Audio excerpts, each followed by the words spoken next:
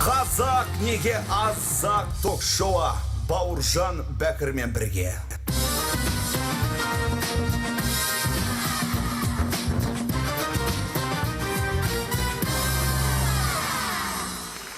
Ассалаумағалейкум, студия қонақтары және телекөрермендер.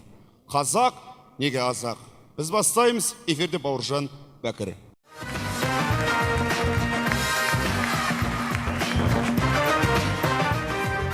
Қазақпын бойымдағы қан қазақ. Ал Қуандық Рахымның әні екен ол. Қазақ неге азақ? Өзінің әңгімесін ешкімнен қорқпай айтамын деп келіп отқан Күнімай апамызда қарсылайық. Қошемет болсын студия қонақтары.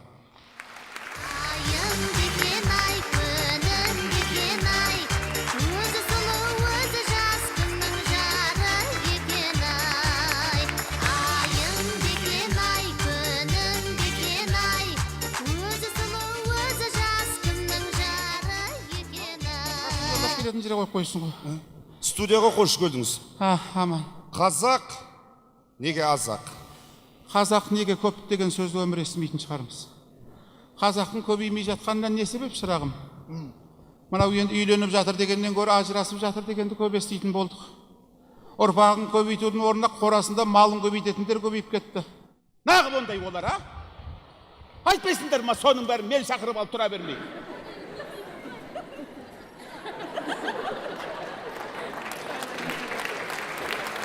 Не болды? Ау, Не болды? апа сұрақты мен қоям, сіз жауап бересіз. Сен қоясың ба? Иә. Өзімді қой, өзім жауап берем деп тұрмын ғой. Қазақ неге азақ? Оның сыры неде? Өкіметтің беріп жатқан жүргек болдығының аздығы ма? Жоқ әлде еркектердің нашарлығы ма? Еркектің нашар дегенде қосылмаймын шырақ. Бірақ енді өкіметтің шынында да беріп жатқан жүргек пұлы 15.000 теңге неге жетеді шырағым айналайын? Оның өзін өткенде көп деді ғой. Кім? Сол жақта кімдер бар өзі? Айналайын, ананың қадырын түсінбегеннен кейін болмайды ғой. Бұл қайтып көбейеміз шырағым. Егерде сол әрбір туып жатқан келіндерге баласы жасына толғанша ай сайын 100.000 теңгеден беретін болса, біздің қазақтың саны 10 жылдан кейін 100 миллионға жетеді ғой шырағым айналайын ай. Сондай ғой. Мен де қарап тұрмаймын. Жоқ, батамды беріп тұрам деймін да. Бәсі сүйсеш, оған 100.000 теңгеден беріп тұра берді, ондай ақша қайда бізде? Шырағым, ақша қайда деген есімде қазақтың жерінің астын бәрі байлық емес па шырағым? Сол байлықты қазып, қаттырақ лақтырып, анаяққа түсіріп жүріп жатқан жоқ па? Жай лақтырса етегімізбен қағып алайын деп тұрмыз ғой. Сондай ғой, байлық жетеді шырағым. Ал еркектер? Еркектердің нашарлы дегенге мен сенбеймін шырағым. Енді кейбір еркектер болады жаңағы, әйелінен ас алмайтын торымыз. Бұлайша еркек деген жақсы. Менің шалым ұлы отан соғысының ардагері.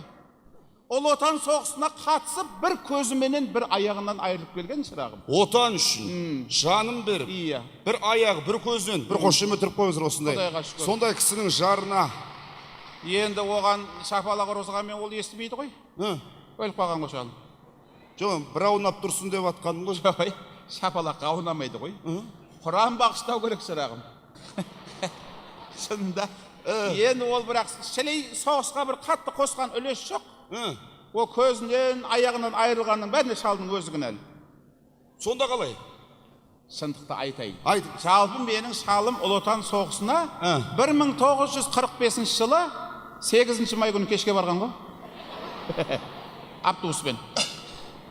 Қызық болып жатыр, айта беріңіз. 8 май күні кешке барған, сөйтіп үстіне соғыстың киім киіп, шашын қысқартып, ерте ұйықтап қалып, 9 май күні азында таң атпай тұрып, жанындағы бірде-бір сәбетті оятпаған ғой. Көзге көріп қалғысы келген ғой жарықтық. Азанымен тұрып, автоматын алып алып, отан үшін алға! Деп шығып қалса соғыс біті қапты ғой. Бүткіл сәбеттер қайтып келе жатыр дейді. Ұялып қалған ғой шал. Әлде де шалымның туған күніне орай біткенде соғыс. 9 май күні туылған ба? Иә, 9 май күні туылып, 99 жасында 9 май күні кешкі 9-да қайтыс болды ғой. 9 екен? 4-9 ғой. Головкиндік сияқты да. Сөйтіп жәлдес бүкіл сәбеттердің бәрі жеңіске жеттік деп тойлап, ақыры біздің шалдың туған күніне ласқан ғой. 9 май күні туылған. 9 май күні туылып, соның туған күніне ұласқанда. Жай советтің жігіттері болып өздері тойлаған ғой. Жоқ, 5-6 немістің қызы болып деді. Олар қайдан жүр соғыстың көзінде? Ай, шырағым, шалымның туған күні ауылда болып атқан жоқ қой, Берлинде болып атыр ғой, центрінде. Ана ту тіккен жері не дейтін еді? Рекстаг. Содан 2 көше барып, оңға бұрылсаң, Гитлерхана деген тойхана бар деді. Адам басына 10 мың теңгеден дейді. Ішінде 2 тамақ, 3 салаты бар дейді. Сол жерге дүркіретіп жасаған ғой шал. Дүркіретіп жасап, немістің қыздарын ешкім шақырмаған. 5 қызы мен шалыма ғашық болып келген ғой. Шалың сұлу болған ба? Кукла еді ғой. Сондай сұлу тұғын. 5 қыз өздері келген. Анау кім бар ғой? Актер бар ғой, анау кім дейді? Және красавчик дейді ғой. Тәуекел Мүсілім дей ма? Оған қақта дейсіз? Мен инстаграмда подписчикте бар ол. Менің шалым қасында түкте болмай қалады шырағым. Шалым туған күнде немістің 5 қызы өздері 3,5 мың теңгеден жинап торт алған дейді. Бисквит деген торт деді. Бетіне қапебесті үй боранбай гутентак деп жазып қойған дейді жаңағы. Со торт әкелген, ішінде бір Паула деген қыз бар екен, немістің қызы. Жарықтық біздің шалға ғашық болған ғой. Соны шал сезіп, немістің қызына немісше өлең шығарған ғой. Немістің қызына? Немісше өлең? Ақын еді ғой, сұмдық. Ей, Паула депті, немістің қызына қарап. Айын свай полицай дырайфир, койна дер фүннүбзек сибен ақ Паула жаным гуттен так деген екен топ ете қапты. Паулаң шалқасынан түсіп, есін жиып қазақша сөйлеп жіберген ғой. Немістің қыз қазақша не деген? Мен Қоңыратқа келін болам деп айтты. Тоба, ақыма. Содан 5 жыл қыз батыр дейді жаңағы. Бүкіл советтердің бәрі жәнде енді 4 жыл соғысы оңай ма? 2 стаканнан кейін кайып болып құлаған. Біздің шал трезвей. Соғысқа барғанда күн болған жоқ. 8 май күні кешке барған жарықтық. Өздері немістердің стакандарменен де крешік сияқты екен. Сонымен ішкен ол шалдың көзіне тамызған сияқты болғанда, ауылда дәу тостақпен ұрып жүрген бала ғой. Сонымен Паулаға айтты, мен кайып болмаймын депті. Бір дұрыстау ыдыс бар ма деп іздесе, бір тостақ төңкеріп жатыр екен. Тостақ? Сонымен ішіп көрсетейін деп тостақты барып ұстадым дейді. Ар жағын білмеймін дейді ғой. Сонда не болған? Тостақ деген мина болып шыққан ғой. Падан кеткен кезде бір көзімен бір аяғын жұлып кеткен. Соны мина екенін білмегім. Енді ол ауылда өскен бала қару жарақтың не екенін білмейді ғой. Ағаш пистолетпен атып жүрген бала ауылда. Содан аяқ қолын көзін жұлып кеткен, бір есім жисам Пауланың үйінде жатырмын дейді жарықтық. Ол кім еді Пауланың? Жәндегі абысында, ойбай, немістің қызы, абысын деппін ғой, мен де қайтармай. Соң үйінде жатыр екен. Ол не істейді ол? Ол доктор екен. Германияда медколледж бітірген деді. Медколледж демейтін шығар енді ояқта. Германияны оқу ғой. Ал герколледж болды ма? Сенде иә дей берсейші әңгімен кайфын бұзбай. Со Паула емдеп жіберген. Шал соғысқа кететін кезінде маған сөз салды. Кетпей тұрып? Мен көндім. Бірден көнген жоқ, мен қойш деп кейін көндім ғой. Сөйтіп шал соғысқа кетті, мен шал соғысқа кеткен кезде бірде-бір дискотекаға барған жоқ. Міне. Шалымның көзіне шөп салмаймын деді. Міне. Соғыстан келді, пойыздан түсіп атқан кезде қарасам, шалымның бір көзі мен бір аяғы жоқ. Жалғыз көзінің көз жанып тұр ғой, жаным, Сұлтан Сулейман болып тұр ғой ана жерде. Сөз берген, тидім мен, аяқ жоқ, көз жоқ деген жоқпын. Тидіңіз. Міне ардақты ағайын. Тектіден тек туады, тектілік тұқым қуады дейді. Аллаға шүкір, Аллаға шүкір. Аллаға шүкір. Бір аяғы, бір көз болмаса да апам тиіп отыр екен. Қазір ондай қыздар жоқ? Жоқ. Мен бір көршім бар, үйленгендеріне 10 жыл болған. Әдемі бақытты өмір сүріп келе жатқан тұғын. 10 жылдан кейін күйеуінің шашы түсіп таз болып қалған еді, әйел ажырасып кетті ғой. Шаш жоқ деп, ақымақ деймін де, шашына бола тиген ба деймін де. Құдайға шүкір, мен аяғы жоқ, көз жоқ деген жоқпын. Сол шалдан Аллаға шүкір 8 ұл 2 қыз тудым. Алтын құрсақ, Құдайға шүкір. Медалым бар тұғын, Ламбардта. Жоғалтып алам ба деп қойған ғой. Апа, енді біз журналист болған кез сұрауымыз керек. Қазір хайп деген нәрсе бар. Айып болып жүрмесін. Бір аяғы жоқ, бір көзі жоқ шалыңыздан 10 бала дүниеге алып келген екенсіз. Иә. Қиындыққа соқпады ма? Оның аяғы мен көзі не қатысы бар, Адам қырше бар, ойланып отыр ғой, скамборд шешетін адам қыса қырше. Ел сұрап атқан ғой. Қойсай. Құдайға шүкір, шалыма Аллаға мың шүкір, аяғым жоқ, көзім жоқ деген жоқ. Сол 10 бала шағасының бәрін соғыстан әкелген бір мылтығы бар тұғын. Сонымен аң атып жүріп, бәрін оқытып, шоқытып, 10 баласында грантқа түсірді ыстытуға. Құдайға шүкір. Аңшы болған ғой. Ойбай сұр мерген тұғын. Өзі мергендердің өзі бір көзін қысып атпай ма? Он бір көзі қонса да жоқ қой. Қыра береді деді. Үйректер алдына кеп құлайтын тұғын. Апа, әңгімеміз өте жақсы өріп жатыр. Иә. Бірақ мына студияға жалпы әйелдер қауымын шақырғам. Қазіргі таңда әйелдердің қолы тимейтін заман болды ғой. Сондықтан яқта бір Айдос деген мырза келіп отыр. Өз әңгімесін өзінің аузынан естейік. Қошемет, құрмет болсын.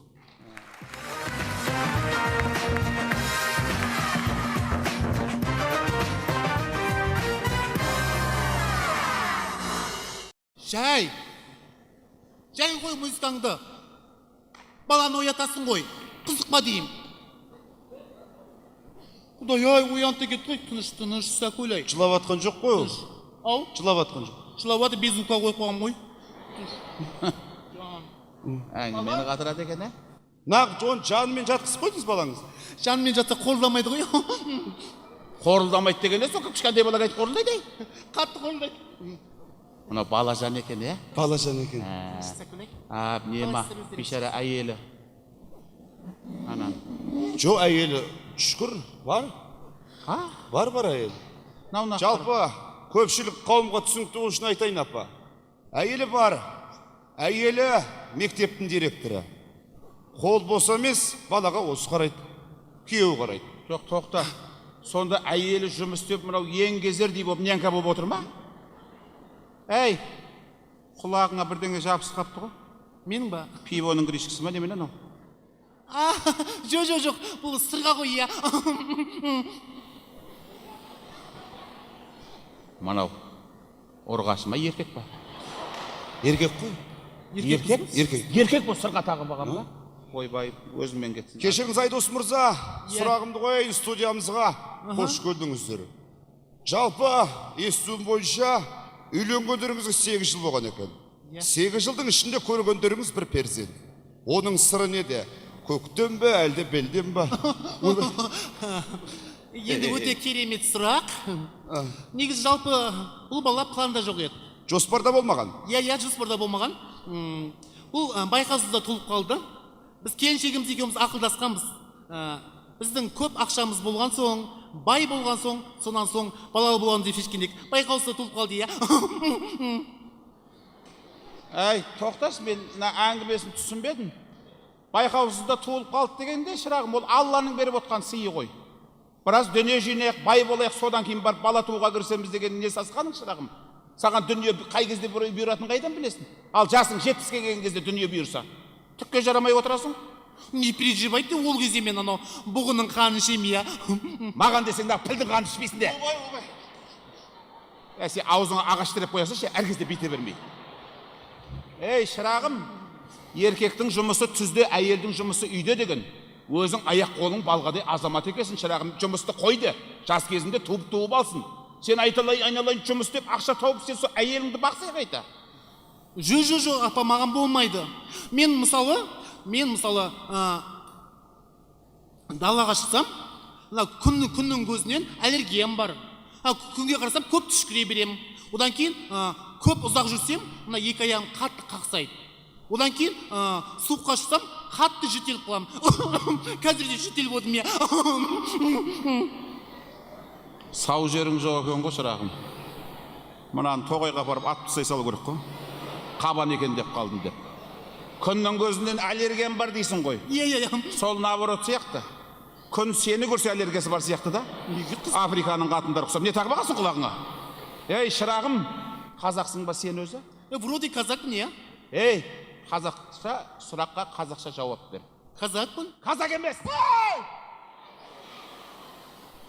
Қазақсың ба дедім мен саған. Ой, қазақпыз, не болсыншы қайда сұрап шығасыз ба деймін? Ей, аузың жыбырлатпа, шырағым. Ей, бері қара, қазақ болсаң текті елдің ұрпағы екенін ұмытпа, шырағым. Қазақтың әрбір ер азаматы жылқы мінезді, қасқыр текті, арыстандай айбатты болған. Сен сияқты не ұрғашы, не еркек екенін білінбейді. Не деген сұмдық бұл? Мына жерім ауырат деп. Ұялмайсың ба? Ей, оңбаған топас. Мынандай денеңмен мына жерім ауырат деп айтпа, ұят болады, шырағым. Ұмыт барады екем, сосын кейін мына менің екі бүйрегімде тас бар, иә. Йо-майо. дауа жоқ екен. Жалпы әйеліңіз 8 жылдан бері мектептің директоры ма? Жоқ. Сен де дұрыстап сөйлесе. Деп тамағына картошка тұрып қалған адам самай. Жүргізушім ғой. Құрсанан керек жоқ. Сұрағымды қой. Қоймайсың. Құрт дедім болды. Айдос мырза, бара бересіз бе өтініш? Мен кете берсем бола ма? Кете беріңіз. Мен ешкім суретке түспей ма? Ойбай, сен бе-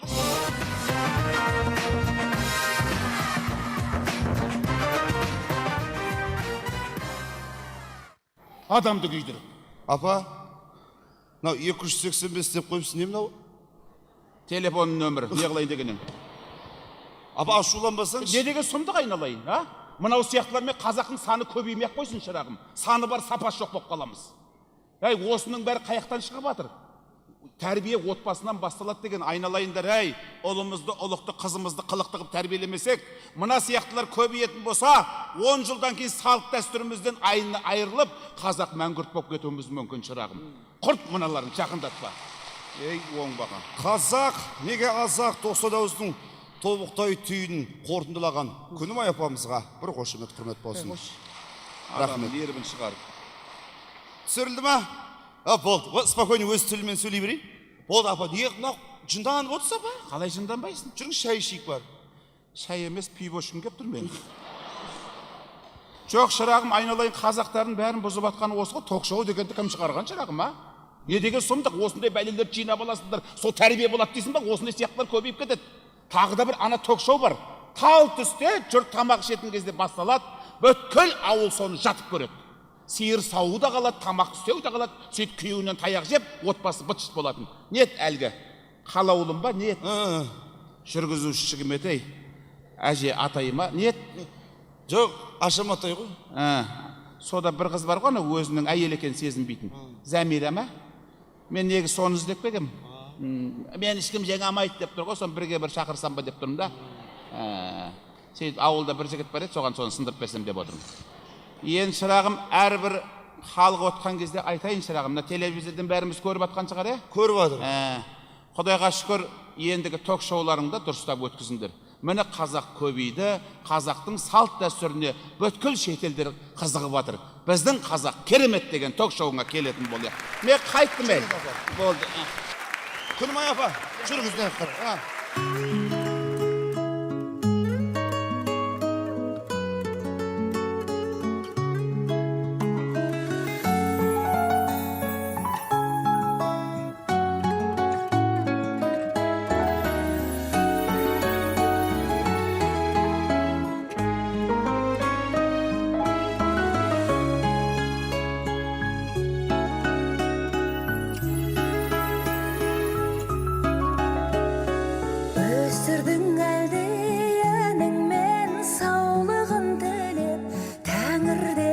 сезіндім өмір шырағын аялы алақаныңмен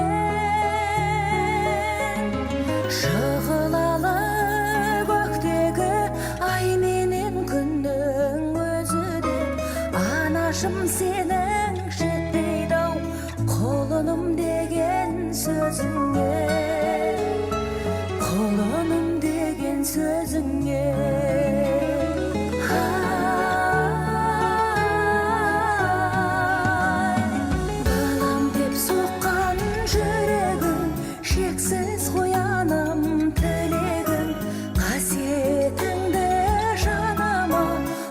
тұмар етіп жүремін тұмарым менің жананам жұмағым сенсің жананам жұмақтың өз аудариғай анамдай менің боламын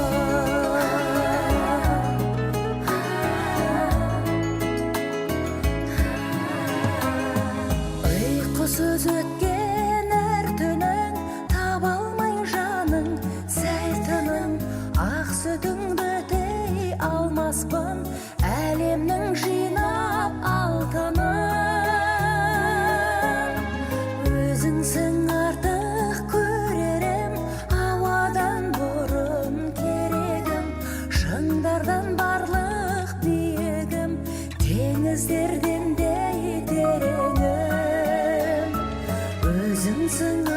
көрерім. Ай,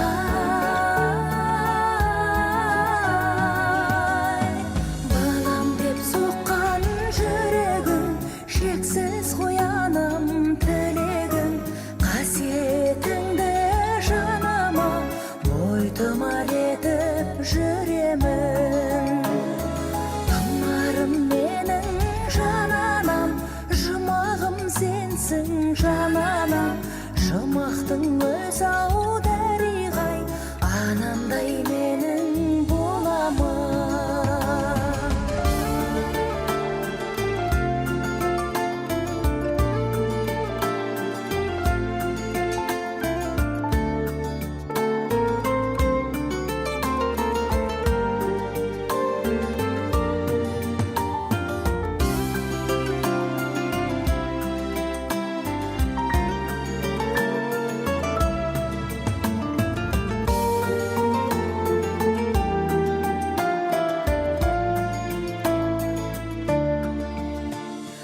Ай,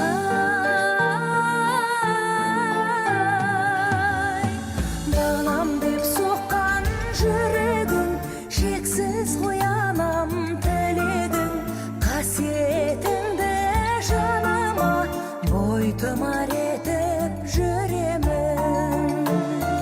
Тұмарым менің жананам, жұмағым сенсің жананам, жұмақтың өз ау дәриғай, анамдай менің болама. Жұмақтың өз ау дәриғай, анамдай менің болама.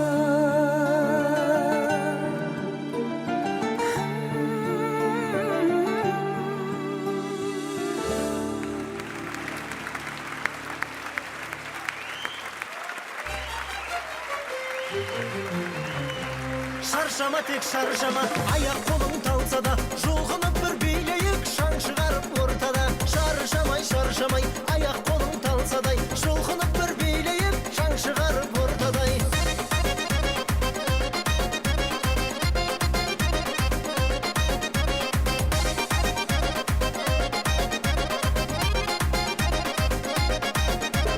Қуанайық бүгін тек көңілді мұң күйресін, қыз жігітке күлімдеп, жігіт қызды сүйресін. Көңіліңді байқайын, әнді шырқап айтайын, бәрі тұрып билесін, бәрі тұрып билесін. Шаршама тек шаршама, аяқ қолың талса да, жұлқынып бір билейік, шаң шығарып ортада. Шаршамай, шаршамай, аяқ қолың талсадай, жұлқынып бір билейік, шаң шығарып ортадай.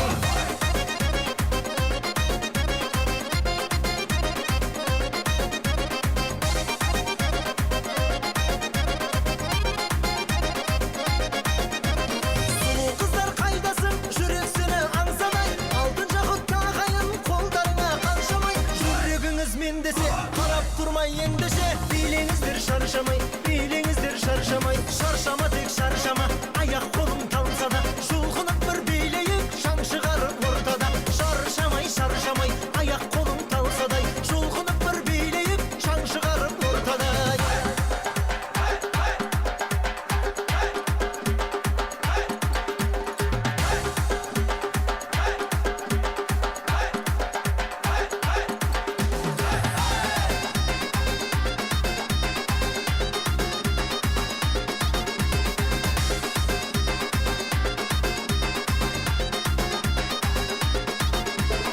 Қуанышты көңілмен атсыншы тек таңымыз, осы әнге билейік, рахаттанып жанымыз. Шын достарым қайдасың, көңілдерің жайнасын, шаттанайық бәріміз, шаттанайық бәріміз. Шаршама тек шаршама, аяқ қолың талса да, жұлқынып бір билейік, шаң шығарып ортада.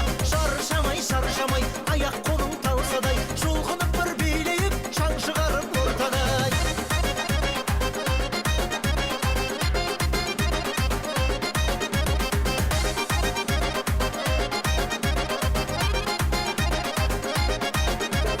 Қуанайық бүгін тек көңілді мұң күйресін, қыз жігітке күлімдеп, жігіт қызды сүйресін. Көңіліңді байқайын, әнді шырқап айтайын, бәрі тұрып билесін, бәрі тұрып билесін. Шаршама тек